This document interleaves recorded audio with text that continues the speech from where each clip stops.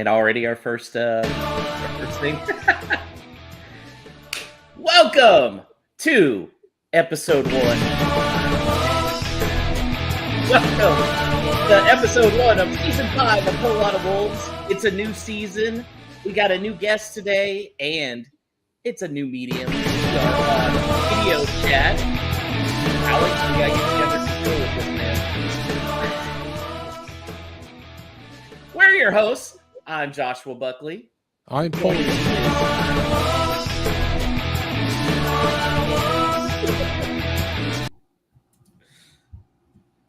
I'm Joshua Buckley. I am Paul LePage. Yay, Paul's back. And joining us, who does our socials, Mr. Danny Paletti. How's it going, Danny? Good evening.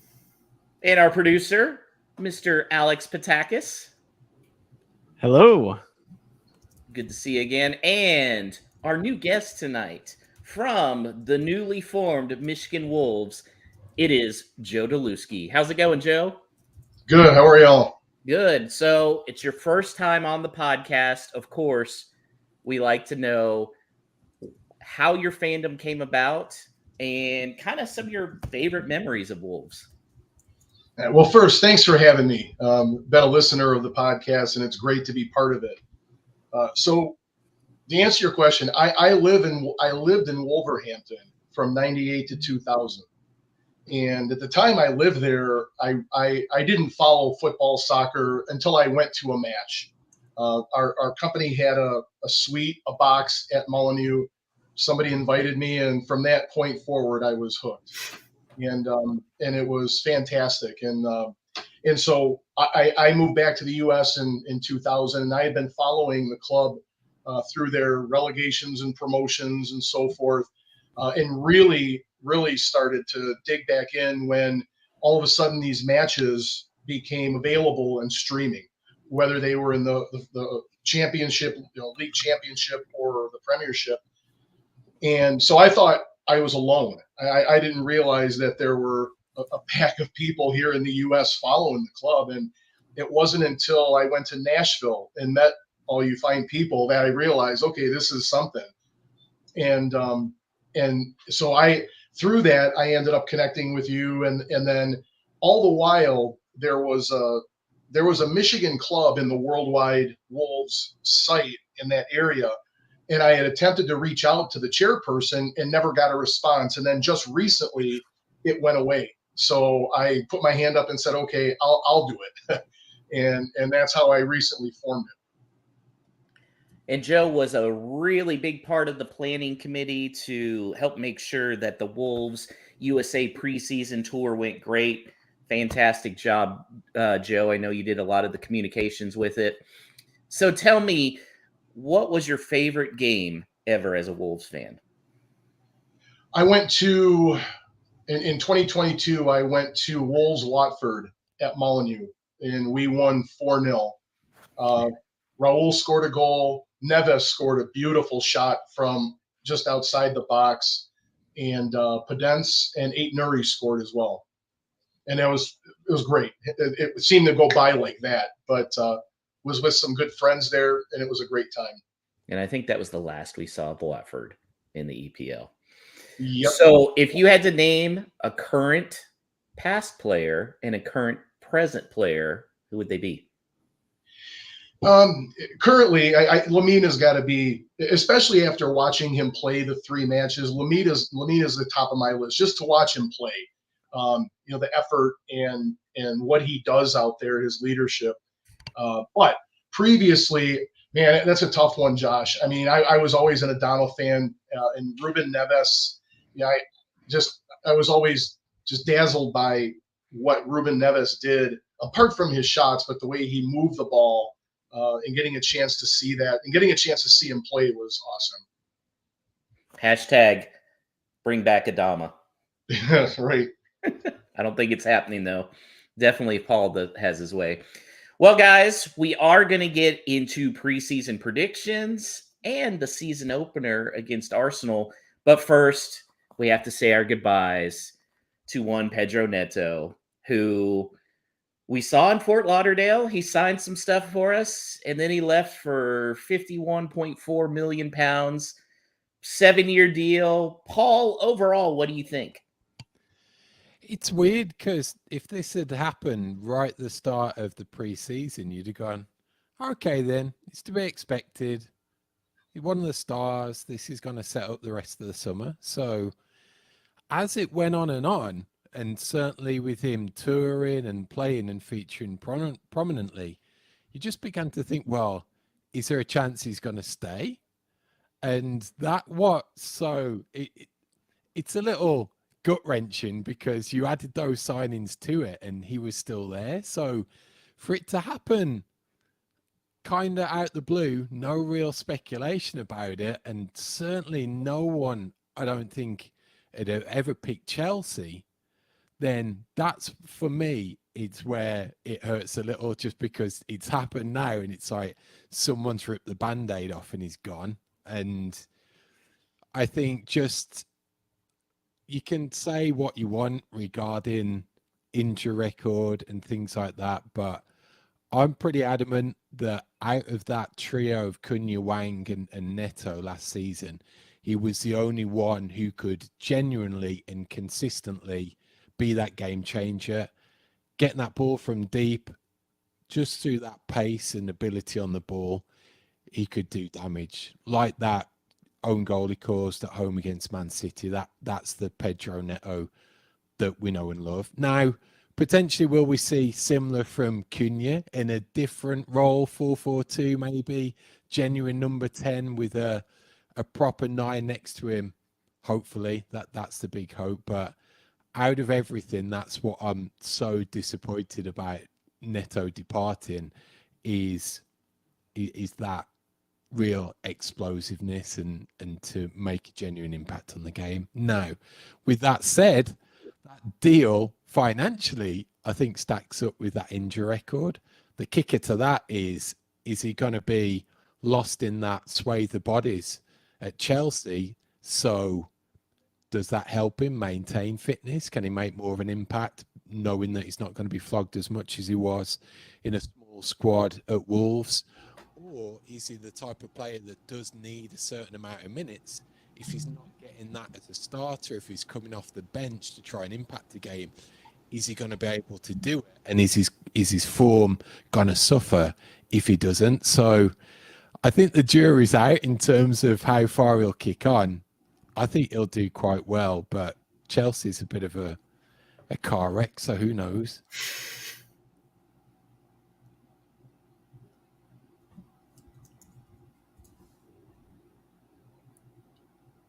You muted, Josh. It's live. I forget this. Yes, Alex, he did lie to that little kid in Fort Lauderdale, though, who asked him if he was going to leave. Yeah. Did he Who say broke no? news? He didn't he say no. He said a word salad. That's what he did. So, Danny, a lot was kind of made of Matt Hobbs' comments about Neto leaving, saying he was in tears, and I don't think he wanted to leave Wolverhampton Wanderers. It kind of seemed like maybe this deal was forced through, but you tend to believe, nah, it's just the way it was worded. Yeah, I mean, I think it's just one of those where, both can be true, where it could be incredibly difficult to leave a place that you've been for 5 years, especially, growing up from being a youngster to being, he's now getting close to his mid-20s, is, starting to be more prominent in the Premier League, and but still know that it's the right move. I was actually just listening to the Wolves Express thing on the way back home just now, and hearing Matt Hobbs talk about it, it's just clear that, like, something I appreciate about Matt Hobbs is he seems to have good relationships with the players, which is always useful, so that he can actually be honest with them and they can be honest with him. And I just think it was just a tough parting. I don't really read much into that. I know, like, sorry if I'm rehashing some stuff from Twitter on this, but I think there were some people fretting about how he may have been pushed out because we want to be selling players for as much as we can and whatever. But I just think if I think back to a couple of years ago when we were lamenting having let go Adama Traore for such a small amount. And we kind of got lucky with Ruben Neves going to Saudi. I think if we had let them go at a time when they were sort of peak value and we would be worried that they would never reach that height again, we would have been thinking the same thing where this feels a little bit early. I wish that he could have stayed another year, but we got good money for him. And so now I feel like we're finally getting to the point where we're, doing transfers the quote unquote right way, where, we're selling it close to peak value, and you're always going to feel a little bit worried at that point. Joe, who's going to replace Neto's production? I believe that Hobbs and O'Neal have a plan. When I see something like this happen and transferring a player like Neto, it's my belief that they have a plan. Now we saw the team play, again, I saw them 3 times, and I liked, even without Neto, the way that they move the ball, particularly in the final third. But I wouldn't be surprised if the transfer activity is still going on. And Alex, this kind of sets up a no stupid question from Drew in Pittsburgh.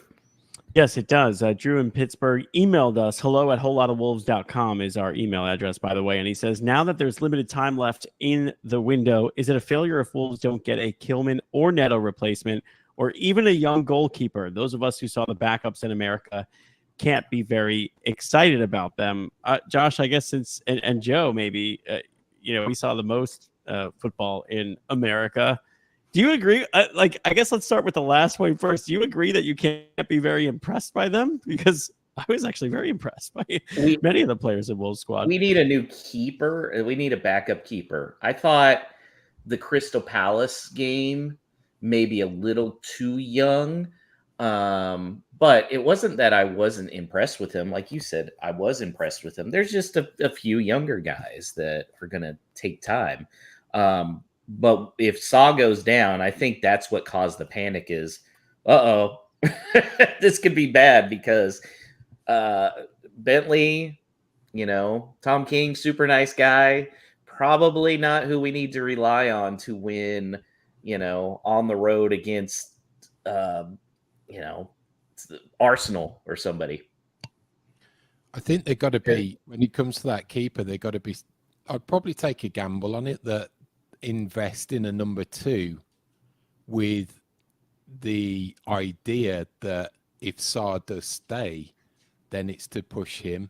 It'll be of an age and of a development stage of that keeper, who I would say would be probably championship standard now, who will be willing to come in and have some ambition to say, okay, I might be coming in to start on the bench, but I've got the talent to push the number 1. If I do get my opportunity, I'm not going to let it go.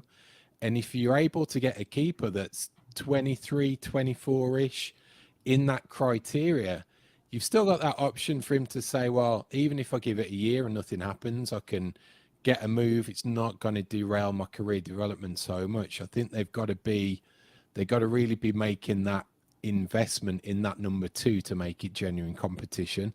I reckon they probably tried and thought that would be the case with Bentley, and it just hasn't worked out because it's not that quality you need if it's coming in to take a starting job as a starting keeper in the Premier League. Of course, the talk is they may have to keep Bentley just for the homegrown process. So, Danny, what would be your ideal into the window? And, does it have to do with injuries to Cunha, Strand Larson, Huang? Yeah, I think I'd kind of like to see 2, maybe 3 players come in. I think that there's been some freaking out about, not having left back cover now that Hugo Bueno's gone out on loan. But I think Toti, the idea is that Toti will play left back sometimes in the system that we're playing. But I think for that reason, we also need a backup center back. Doesn't necessarily have to replace Kilman. I know some people feel like we need a sort of Premier League ready, or Premier League experienced center back. I'm not entirely convinced that that's the case, because I just think that we may not have seen the final point of this back line yet. But at the very least, another center back for depth. Bonus if they can play either left or right back. And then I'd like to see someone replace Neto. Now, like the smart money to me is to bring in someone who, is sort of in the Rodrigo Gomez, maybe a little bit older, but like, development sort of world. But what I would like to see, if we're talking about what I'd like versus what's likely, I'd kind of be interested in seeing like a statement signing. It doesn't have to be huge money, but someone in close to 20 million or maybe a little bit more even, that is like kind of that person who's going to be a threat the way that Pedro Neto was. They don't have to be a starter right away. They could be coming out off the bench. I know you're going to say Adama, but I'm sorry, he's doing too well for Fulham right now. But someone like that who's going to just like add to that threat where it's something that the opposition is going to have to think about, because as much as I think like it was a good move for Neto, it was a good move for us, something that we have lost in that regard, if you move just from Neto to Rodrigo Gomez, is like something that the backline is really going to have to think about. I think Rodrigo Gomez is really exciting and electric, but I think with his inexperience, I'd just like to see one more person in there who's like going to give center backs nightmares. And Joe, if you could only make one signing, a center back or a winger, what would you spend it on? Probably a winger. I think a winger. It's to me it's that whole motion of moving the ball, and I think the winger right now helps them the most. Okay. So Alex, do you think a lot of this overshadowed? Hey, we have our manager locked up for 4 more years. No, actually, I don't really think it did at all, because we knew Neto was going to go, and there are 2 weeks left in this window, and we got early business done. I guess it would be different if we didn't have 3 new players, who I believe all 3 can actually play and will play for Wolves this season. So in a way, so far, all has gone according to plan, as much as it stings to lose Neto and to who they lost him to, really for his career. However, I think getting Gary O'Neill locked up is absolutely essential. He's been linked to the England national job, which, is flattering. He's been linked to a number of different jobs throughout the course of time. He is key in us being an attractive project. So I think if we are going to continue to recruit well throughout the course of this summer and into January, I think having his future solidified is something that is really important, because we've seen the way he's been able to grow players and use them to their best ability. Matheus Cunha is an absolutely perfect example. So when you get these guys who maybe you would think on their surface have no business going to Wolverhampton Wanderers, right? Like Brazilian nationals, for instance,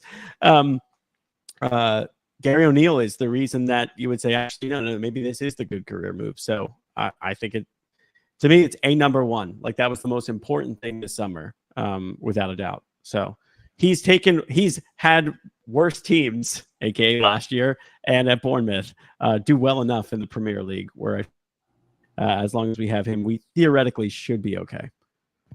Joe, you were the only one that met Gary O'Neill on the trip. Was he what you expected? Does he give the same impression in person that he does in the interviews? Great guy.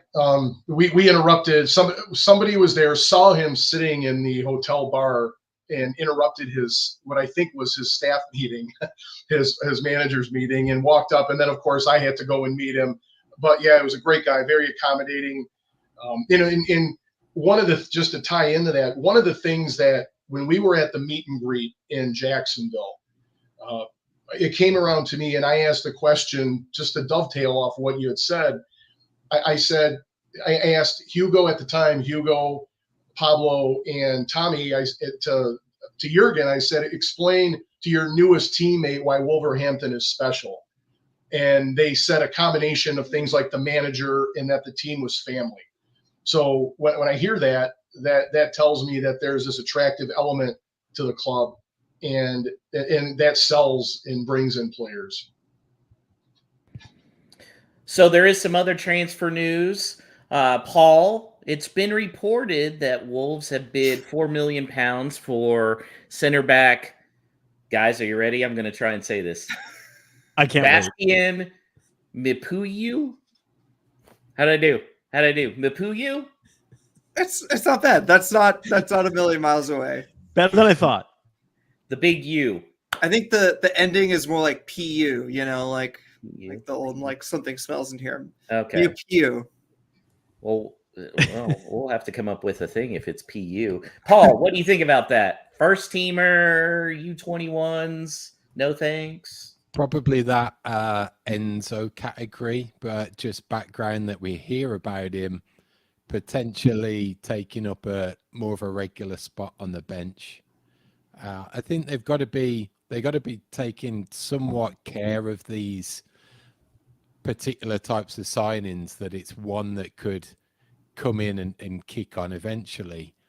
And I think what we're seeing here, hopefully, and if he continues on his trajectory, could be something like we've seen with Mosquera, that with some development, maybe a season-long loan, as he ages, he could come back in maybe 2 or 3 years' time and be a genuine contender to start.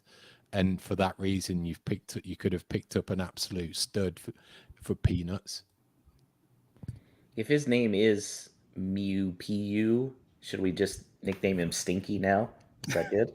We good with that? No? Okay. Danny, Genoa are in advanced talks to sign Fabio Silva. It's not what people want, though. It's a loan with an option to buy. What do you think they do? All right. Well, as the Italian, I'm going to correct your pronunciation. Genoa, have you not had the salami? Salami? I live in Texas. No. Anyway, I hope that it goes through, just because I think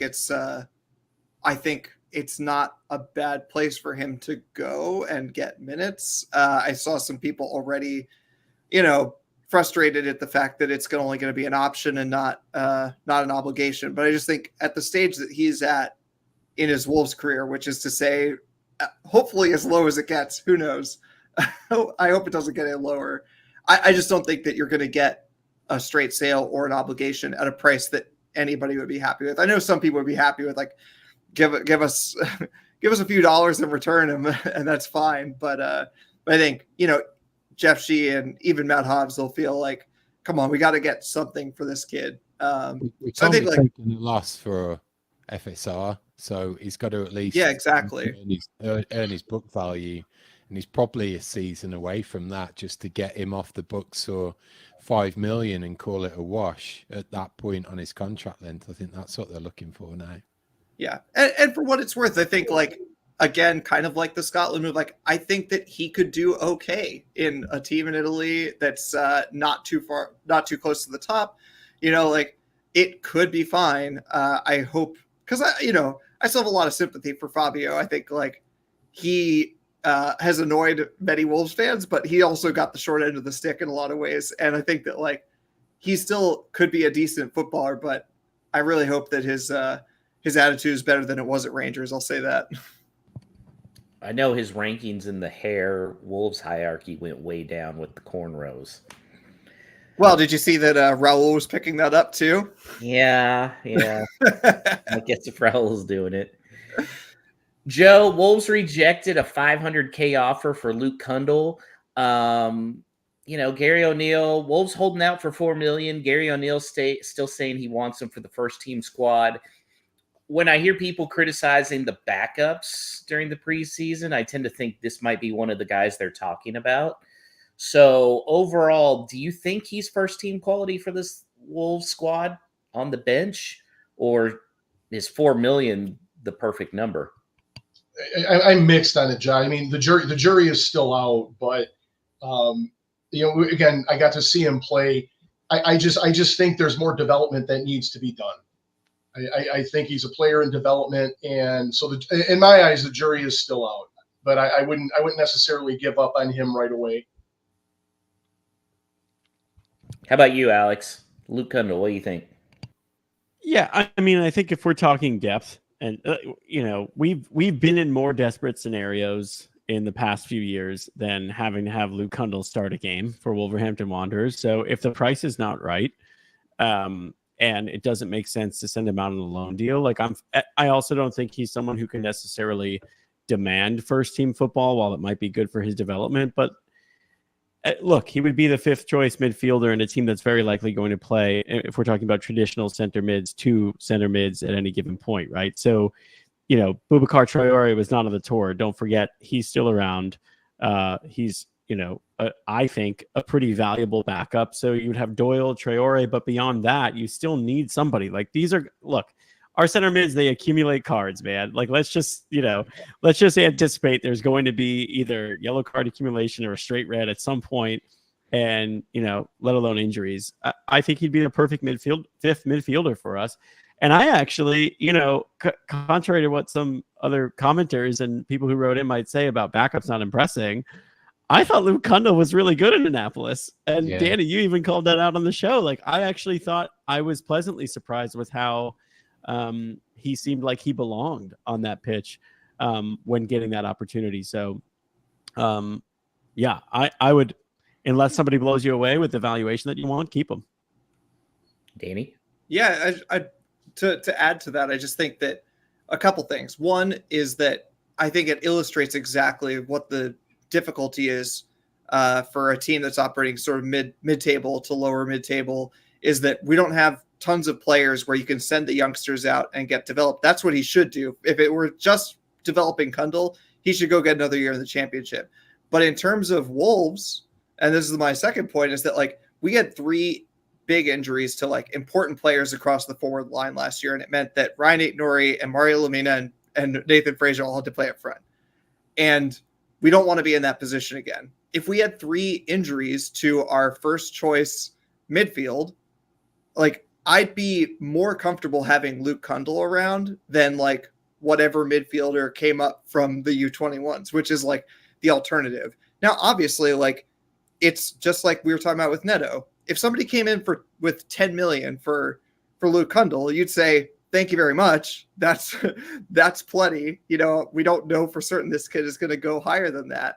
But, if we're talking about a break-even scenario where we feel like we're getting just about his valuation almost, I'd almost rather have the backup.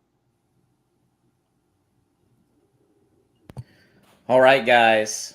It is time for preseason predictions. Let's remember last year these were an absolute failure. Some of the highlights were Alex saying Big Sassy was going to score 12 goals. Paul and Alex saying Matheus Nunes player of the season. Chris Fisher thinking quarterfinals for the League Cup. Paul thinking FA Cup. Wolves go out in the 3rd round. We all said bottom table. And then I said Alex Scott would be signed at the end of the summer window. Woof. Really bad. Let's do better this time, okay? So, Paul, we're going to start out. Who is the top scorer and how many goals? Top scorer is Cunha, and I'm going to have him as penalty taker. So he is scoring 12 goals. See, I think last year we weren't thinking about the penalty stuff. I think that was a big thing. Alex, what do you got? Can you blame us for not thinking about penalties? We are Wolves after all. Yeah. I'm going all in, man. I donned the Viking hat for a bit in the rain in Fort Lauderdale. I'm going Jurgen Strand Larsen, baby. We have a real 9. And I think the goals will be spread out. So I'll say Jurgen with 11 goals. Ooh, look at Mike Allen, Jurgen Larsen, Strand Larsen with 15. I like it. Danny, what do you got? Yeah, I'm conflicted because of the penalties, but I'm thankful that Alex reminded me of our poor record of even receiving penalties. So yeah, I will go with Larsen. I think it's not going to be a ton like we see in the chat. Maybe I think maybe just over double digits, but I think Larsen.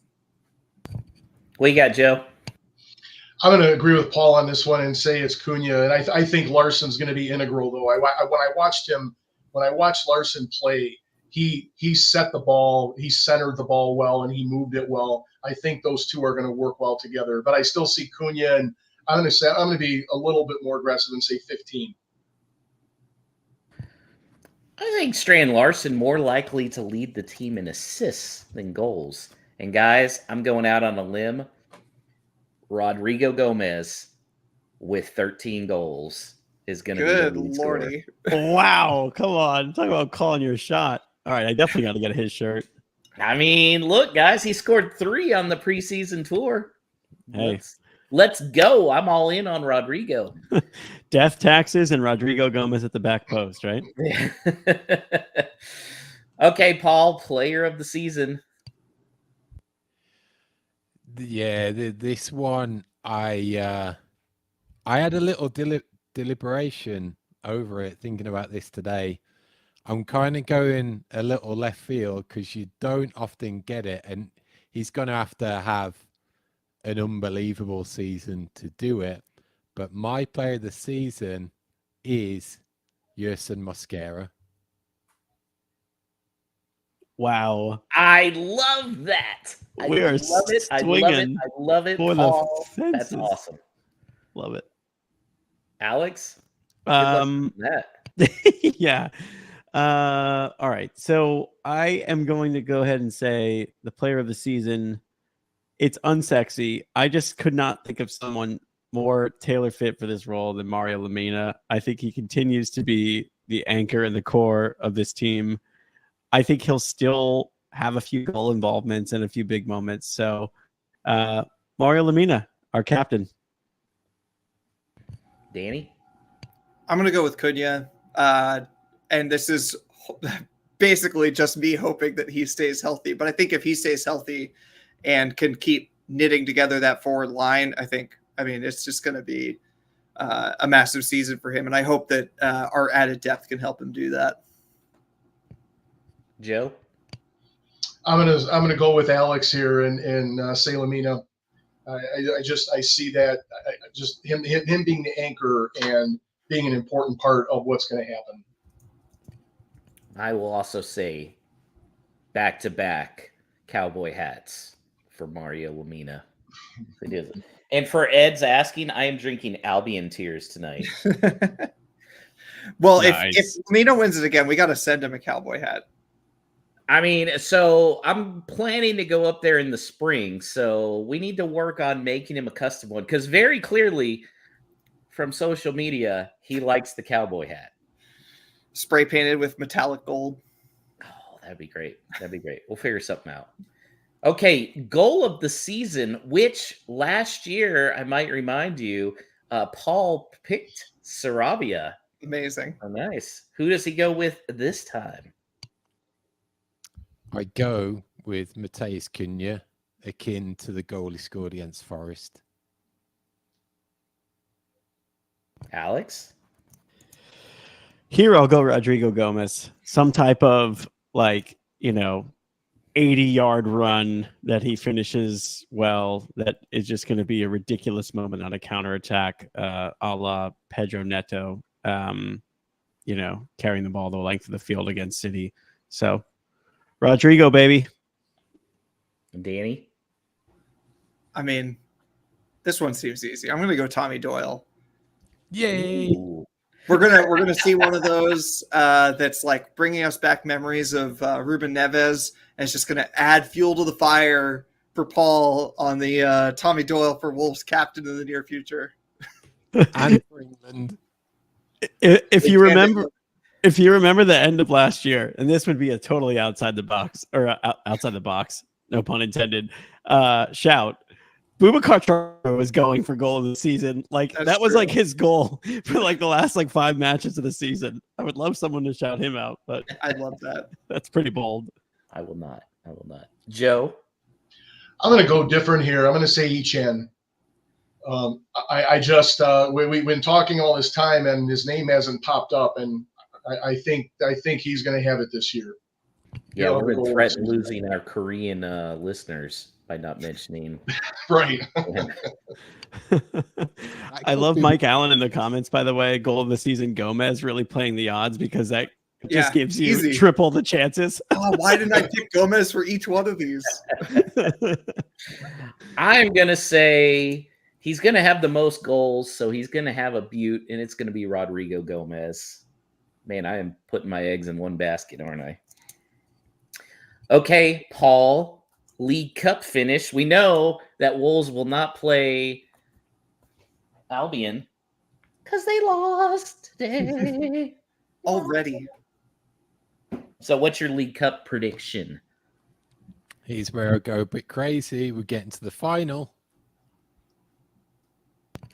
I think the audio must be off here on this thing. Did you say the final of the League Cup, of the Carabao Cup? We hadn't had a run in that tournament for goodness knows how long. So go big or go home with your energy drink competition. So did they get to the final and win, or get to No. the final? They No. lose in the final. Because we are Wolves. Oh, That's what we I do. almost feel like that's worse. I don't know. All right, Alex. I like the bold. Ball's bold tonight, guys. Yeah. I will say third round of the Carabao, or their third match, I guess, because there's other rounds. I never really remember how many rounds they play without the Premier League teams. Oh, So, well, that's different. Yeah, third match. Okay, yeah. Danny. Well, Paul sort of stole my thunder. I thought I was being bold by saying they'd make the semis, but that's what I'm going with. Semis, man. Joe. I'm going to say quarterfinal exit. Quarterfinal exit. Sadly, I think Mike Allen is right here. You know, the Carabao Cup, I don't think they really put a lot of stuff into it. I think they're out after the first game. He says without scoring a goal. Yeah, I'm going with that. Good shout out, Mike Allen. I like that. Well, I don't like that, but it makes sense to me. FA Cup finish, Paul. Sticking to my guns from last season, a third round exit.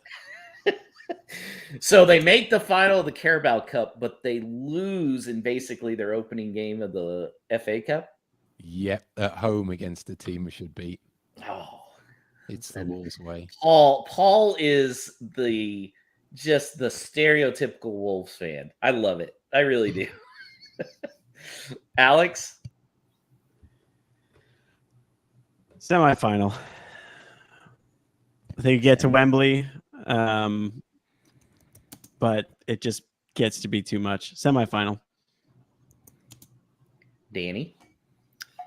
I'm balancing out my bullish Carabao Cup prediction by saying that we get bounced out in the fourth round by a Premier League team. Fourth round for Danny. Joe?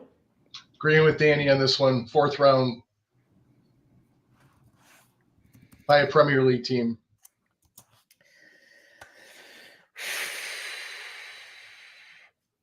I'm going to say the semis as well. I'm with Alex on this one. I do think they're going to. Actually, you know what? No, forget this. Wolves are winning the cup. They're winning the FA Cup. Why not? Why not us? Yeah. In case you don't know, I have poured more of my.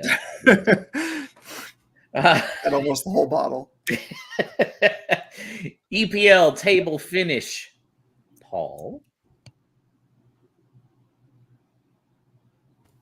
I am going for a distinctly mid-table 12th. Boo. Alex.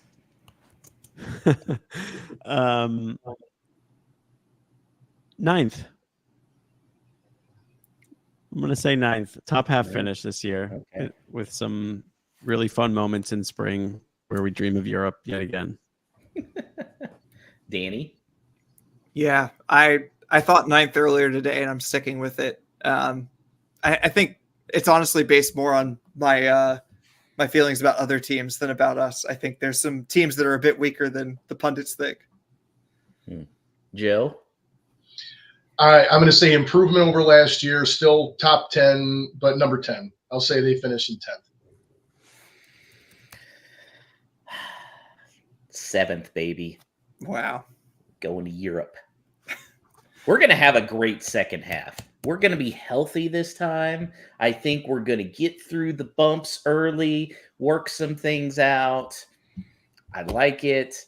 We're going to Europe next year. Of course, we'd go to Europe anyways by winning the FA Cup, right? Yeah, if you have So it there your you way. go. Boom. Okay, surprise of the season. This can be on the pitch or off the pitch. Off the pitch, Paul. Lima gets a full call-up and gets his first Brazil cap. That's a good one. Wow, love that. Ooh. I could tell you how it happens. That Who even is the current Brazilian right back? he'll end up coming in based on that new centre-half signing, partnering Mosquera.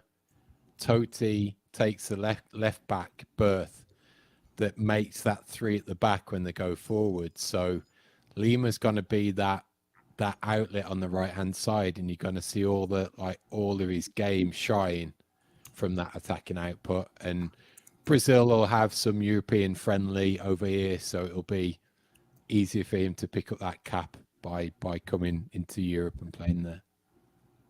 And he will bring the honey smell of his hair into the Brazil locker room. Alex?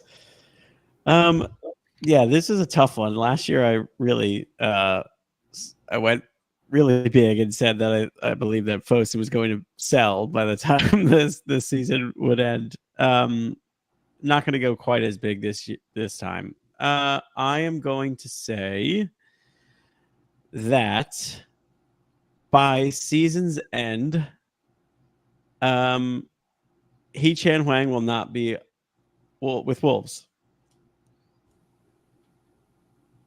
Big call. And I know how we all feel about the marketing aspect of that. And I did get a greater appreciation for him as a person on the Wolves tour. But there's been a lot of interest. And if Rodrigo Gomez is going to be as good as we say, and maybe 1 or 2 other wingers / forwards come into this team, he becomes expendable. And there's a market for him. And Fosun do like to cash in. So... You know the old commercial with the Indian and littering? That's Russell Jones at the thought of Huang He-Chan. A single tear dripping down his eye. Yeah, I see that Ed said to take that back. I'm sorry, but I really thought he was Marseille bound for a minute. So we're talking about by the end of January, basically, right? We're not. Well, the we're not January counting window is when we revisit this, Okay, right? Okay. Sorry. Yeah. So we will know if I'm right or wrong by the time we do the mid-season review, which is at the end of the transfer window. I just didn't want you getting out on a technicality that he got sold like the day after the season ends or something. Yeah. No. Sorry. I don't think he's going this window, but I don't think he finishes the season at Wolves. So yes, January, if we're being, exact. There's some bold stuff here, Danny.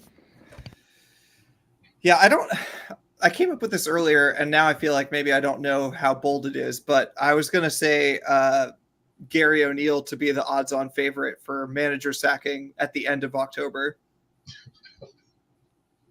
I mean, that's pretty bold given the state of things in the extension. I feel very confident in our season overall, but our schedule is garbage until basically the middle of October. So how do I word that? Gary O'Neill on the hot seat at the end of October? Yeah. Okay. Interesting. Man, people need to be patient. Come on. That really links in with what Andrew's posted, though. They have a lot to spend in January. Could that even mean a new coach? Yeah. Do we have a Lopetegui-esque return of someone who comes in to save them? That would be a bold prediction. Lopetegui already sacked, gets rehired by Wolves in January. Anadama resigns. Oh my God. You just stole Josh's. Yep. Okay. Now I'm okay. Gary O'Neill out. Danny channeling his inner Andrew Smith, though. Good job. Joe? My prediction surprise is that Wolves pull off a double with one of the top 6 teams. Okay. I don't know which one, but they'll pull a double with one of the top 6 teams. Please make it Liverpool. Now the question is Newcastle considered a top 6 over Manchester United now? I mean, also supplemental question: are Chelsea considered top 6? We pulled a double on them, but where did they finish? I like that. I think Joe's gonna be spot on there. My surprise of the season: Wolves will get an American in this transfer window or the January one, and will be back in the USA next summer. I'm wishing it We to can only hope. I'm wishing it into existence. Get it done, Matt Hobbs. Okay, guys. The first match. We're talking about the season, but the first match is on Saturday. It's at 10 a.m. Eastern, 9 a.m. Central. So, Danny, we don't have a guest here today. So, how about you give us the preview on Arsenal? Yeah. What do you want to know? No. I mean, so it's early in the season. Obviously, there's not a lot to go on in terms of, previous fixtures, which normally our guests would talk about. But I figured, just go over sort of the transfer stuff and like their likely lineup. So no real big departures unless you count Emile Smith Rowe to Fulham. He was a decent bit part player for them, but definitely not in the starting 11. They released several players when I looked it up. A lot of the players that I sort of remember from their darker days in terms of fixtures against Wolves in the last 5 years. But no one really of note. And the only person really coming in is Calafiori, who's sort of a center back / sometimes plays left back. I don't think that he's expected to come straight in. He certainly didn't start in their most recent friendly, but who knows? But in terms of what Wolves will see in terms of threat, I don't think we'll see like a ton of difference from what we saw last year. It's going to be sort of the same cast of characters that you're afraid of, your Sakas, your Martinellis, your Trossards, your Odegaards, etc. So in terms of, I guess, availability, there was some doubt like about a week ago that Saka would start the first game just because obviously he would have gotten back very late with England's exploits in the Euros, but he started their last friendly this past weekend, so I don't really see a reason why he would not start on Saturday. So I'd expect to see like their typical kind of 4-3-3, Raya, Gabriel and Saliba at center back, White and Zinchenko on either side of them. Maybe Calafiori starts. That's sort of like the one question perhaps. And then midfield of Partey, Rice, and Odegaard, front three of Martinelli, Havertz, Saka, and obviously like you could throw in Gabriel Jesus or Leandro Trossard in there, I suppose. But I think that's sort of their starting 11 usually, and then the other ones come in when they need to. So that's sort of what I expect to see on Saturday. And Alex, we have a no stupid question here. Yes, we do. And it's from Adam, who, sad to say, is formerly known as Nothing But Neto, but now another excellent name, Stone Cold Strand Larson on Twitter. And he asks, now that we've seen all of the preseason, who makes your best 11? Feel free to adjust the shape to account for your preferred 11. So if you just had to put the best 11 on the field, regardless of formation, whatever it might be, how are you lining up? I mean, the opponent makes it hard, but I'm going to let Joe start this off, seeing as he saw them 3 times in the preseason. I mean, up front, forward wise, I'm going with Strand Larson, Cunha, and Hee-Chan. What else you got the rest of the way, the back line? Oh, I thought you were going to split up, put me on the hook for everybody.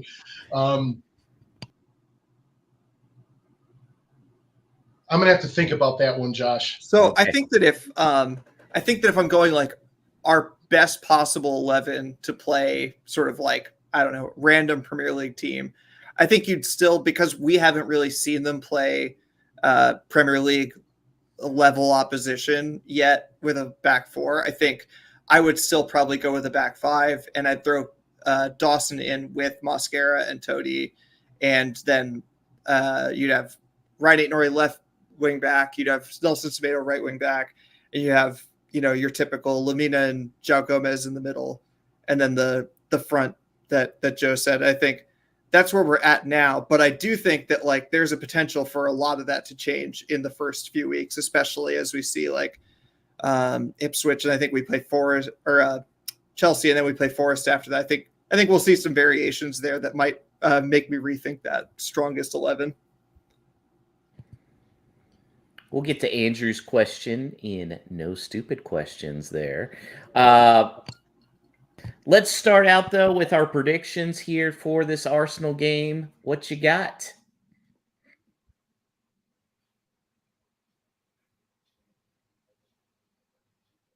He's thinking.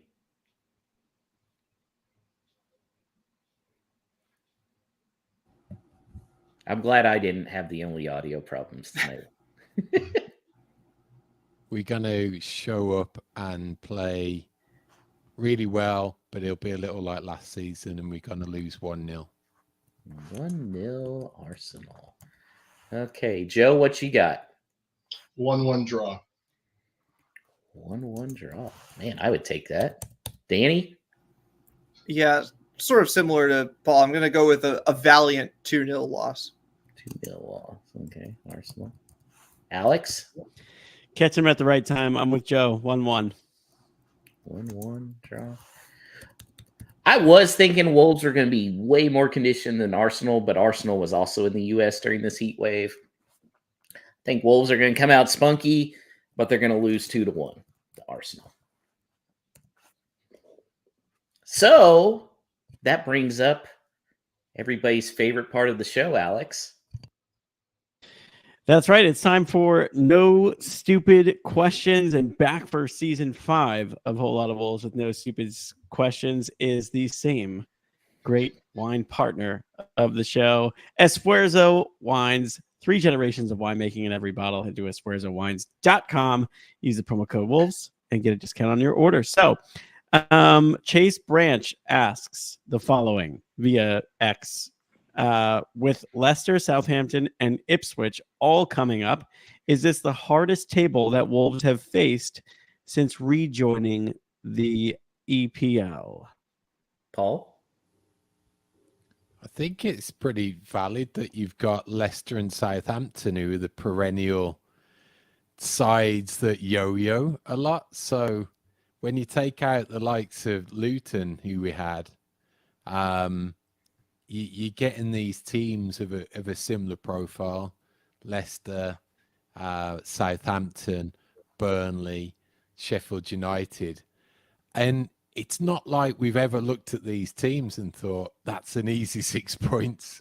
Never. We've hardly ever done a double over any of those lower teams, never mind the top 6 teams. So to me, the EPL is always hard. And I was thinking about this question a little earlier, and it just goes to remind me of how good a job that we did when we first came up to get 2 back-to-back 7th finishes. So I don't think you could ever take away that first season back under Nuno being the hardest, because we'd had no conditioning to the league. So I think that was probably the hardest, but I think you can really look at the league now and think that it's always very similar.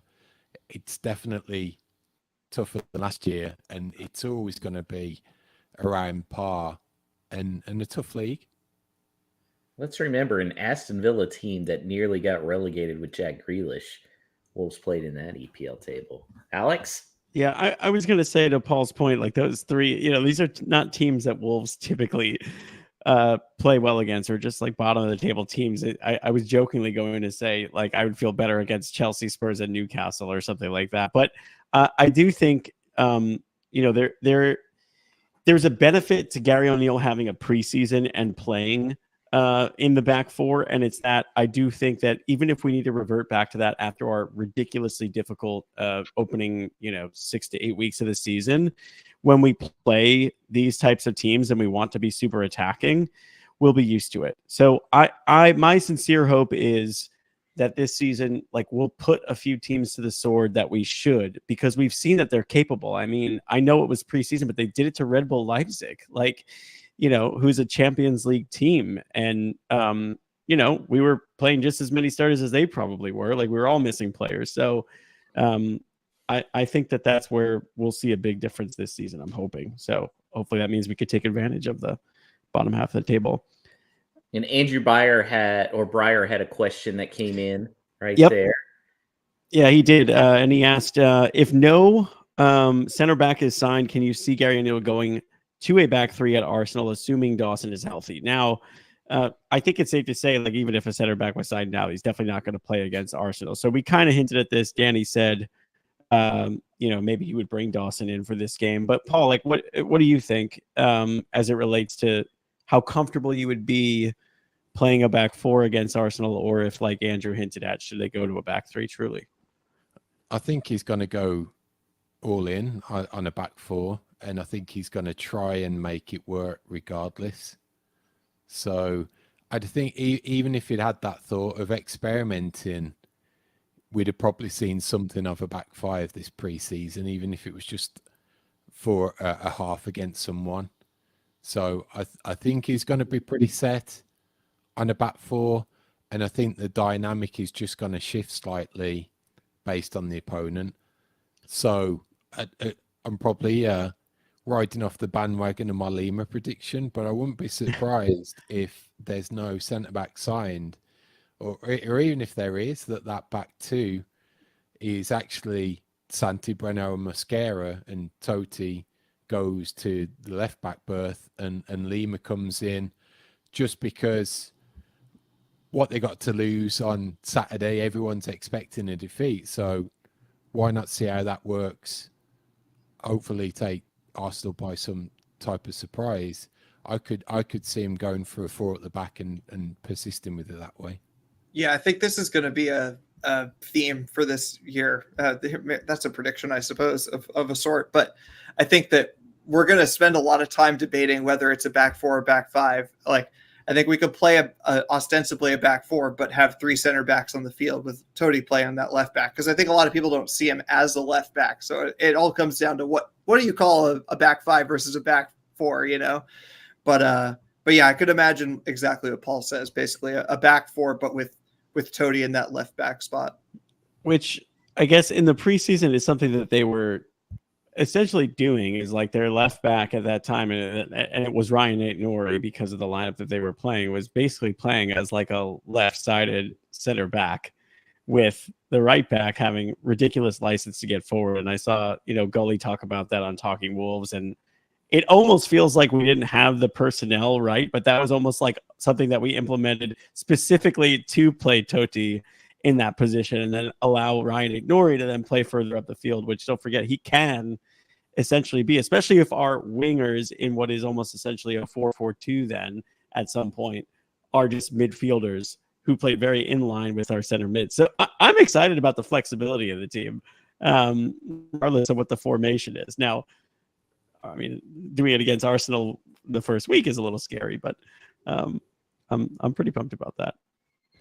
One more no stupid question that came across from @Joshua Buckley on X. He asked, should I do the salt and lemon thing at Nick's place on Saturday, since there was good success last season? Paul, what do you think?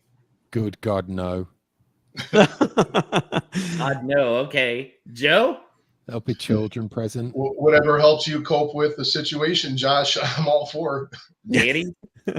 Well, I mean, that whole thing was to get us scoring, and it worked. So are you concerned that we'll stop scoring if you stop I don't know. That's why I'm asking the question. Alex? I mean, look, I think we got to do everything we can. It's Arsenal. Some of us have to bleach our hair. Some of us have to rub lemons on ourselves. We have to pray that Totti comes out with bleached hair. We need it all. Chris Wood's saying I need to do it. If I don't do it and they score no goals, I'm doing it before the next match. How about that? Now, what would be the exact opposite of that to solidify the defense? Like lime and pepper? Because maybe you should do a little bit of that as well. I'll do lime and pepper, whatever I got to do, man. I'm a team player. I'm a squad player. I'll do what I need to. Eventually, we'll get the right citrus and spice combination that gets us to win the league. That's the hope. I need to get you guys on board too. Yeah, by then we'll be down to like cumin and we would have tried so many things by then. Like I said, I've always been down to have lemon on the inside of me. I'm drinking a gin and tonic right now, so I'm doing my part. As you guys have found out, I'm willing to embarrass myself in any way possible, online or in front of Wolves players, to help. That's definitely true. It's admirable. You go for it. I go for it. Joe, yeah, but Josh, you were the only one that got put on Mario's Instagram, so it's true. It's true. Me and Mario, we're like tight now, man. So there's a method to your madness. Yes. Okay, that's my wife chiming in. Tell her to blame. That is what it is. Okay, Joe. We're heading on out, so tell us where we can find Michigan Wolves. Yeah, Josh, a couple places. One, if you go to worldwide.wolves.co.uk, go to the map and look on the hand. Easy to find, and I'm the only one in Michigan. Go ahead and apply, and especially for the folks in Michigan listening to this, I want to meet you. And then on Facebook, we're doing a majority of our communications, and it's you can search on Michigan Wolves. Again, drop me a line, and I'll admit you to that. And then we have a pub. I'm excited to say that we found a Wolves pub in Michigan, and it's Doyle's Irish Pub, and it's on 5 Mile Road in Plymouth, which is a great, if you know Detroit, it's a great western suburb location. That's ours. It's beautiful. Great place, and I'm in the process of registering that pub with the Premier League Bar Finder as well. So looking forward to seeing everybody there. And if you want to email me or contact me, you can contact me at wolvesmichiganusa@gmail.com. I want to see Eminem wearing a Wolves kit, Joe. That's on there. You go. So on that theme, before we bring the show to an end, there's some other local watch parties that are starting to populate that we will publicise. Charlotte Wolves, they will be at Big Ben's Pub on Elizabeth Avenue in Charlotte for the game against Arsenal on Saturday. And of course, here in Houston, we'll be at our regular spot of Nick's Place off of Westheimer. So with all that said, thank you, everyone. Appreciate Danny on the socials, Alex producing, you, the listener, and now you, the watcher, as well, for either listening or tuning in to this live stream. Without you, there wouldn't be a show on any channel. So we're eternally grateful going into this 5th season. So as we go forward this week into that Arsenal game, when you meet those new fans out and about, introduce yourself and say, up the mighty Wolves. Y'all.